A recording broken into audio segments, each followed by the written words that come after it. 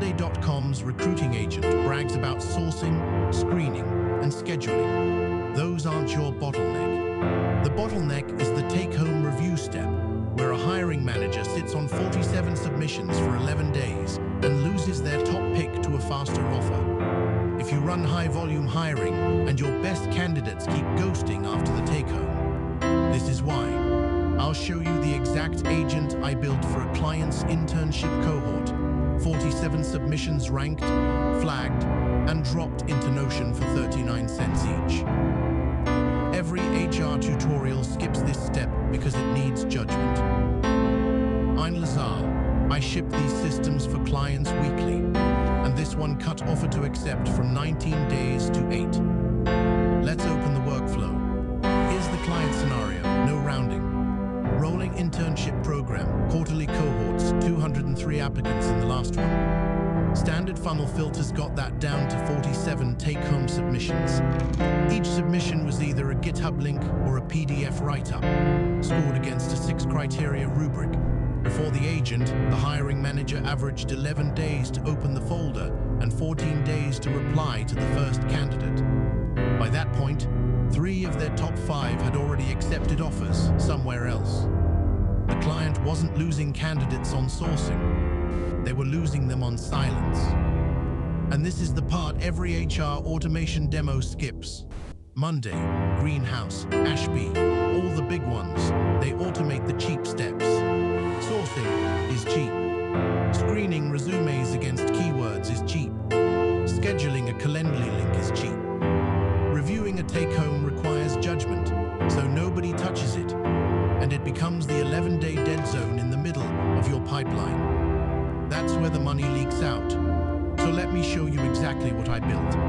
The stack is N8N plus Claude plus Notion plus Slack. Nothing exotic. The trigger is a Gmail label.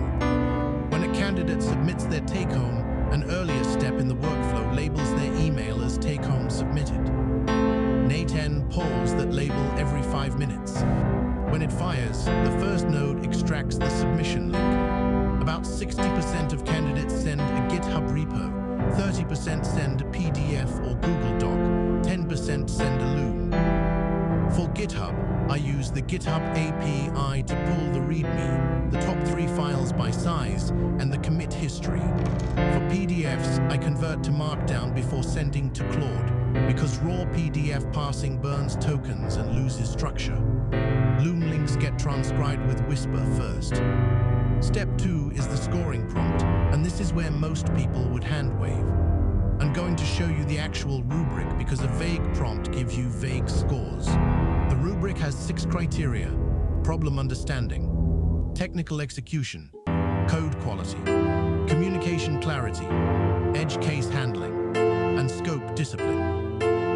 Each one scored 1 to 5 with a written justification. The prompt tells Claude to be a skeptical senior reviewer, to flag anything that looks copy-pasted or AI-generated without disclosure, and to write 2 sentences on the single biggest concern. That last part is the flag field, and it's what makes the whole thing usable, because the hiring manager doesn't want to score. They want to know what to look at. Step 3 writes a Notion card. Title is the candidate name and total score out of 30. Body has the 6 subscores, the concern flag, a red, yellow, green status, and a direct link back to the original submission. Green means score above 24 and no flags. Yellow is 18 to 24 or minor flags. Red is below 18 to 24 or a major flag like undisclosed AI use. The Notion database has a saved view sorted by score descending, filtered to this cohort. Hiring manager opens it, sees the ranked list, top green candidates at the top. Step 4 is the Slack ping.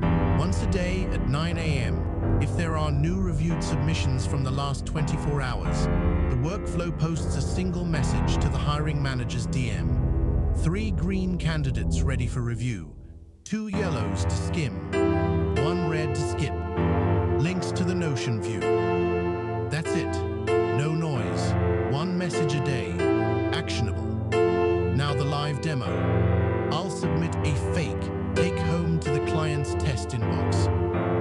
GitHub link, a small node project.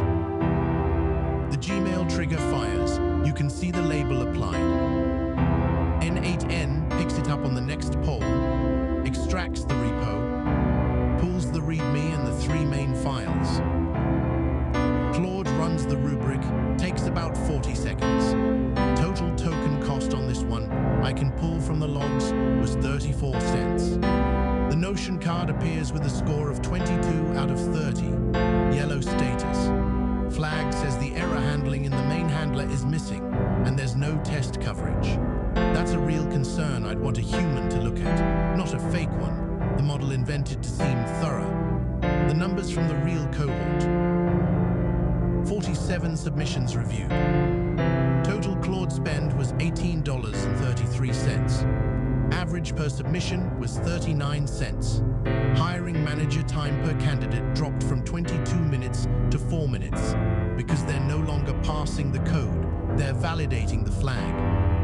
Total manager time saved across the cohort was 14 hours. And the metric that actually matters to the business, offer to accept cycle, dropped from 19 days to 8. 2 of their top 3 hires in that cohort explicitly said the fast turnaround was why they picked the offer over a competing one. A few things I got wrong on the first version, so you don't repeat them. First, I let Claude auto-reject reds. Bad idea. One candidate got flagged red for undisclosed AI use. Turned out they had disclosed it in a section the parser missed. Now reds go to a human for a 30-second sanity check before any candidate facing action. Second, I originally scored on 10 criteria. Too noisy. 6 is the sweet spot, more than that, and the scores blur together. Third, don't skip the concern flag field. The full N8N workflow JSON, the exact rubric prompt, and the Notion database template are on BizflowAI.io as a free download. Link in the description. If you want a working preview of the automations we ship for clients, that's the place to look. Hit subscribe and ring the bell so the next tier down finds you, because the follow-up covers the reference check agent that runs after this one. And if you've got a hiring pipeline you want wired end-to-end into your ATS and Slack, book a free 30-minute discovery call at BizflowAI.io, and we'll scope it.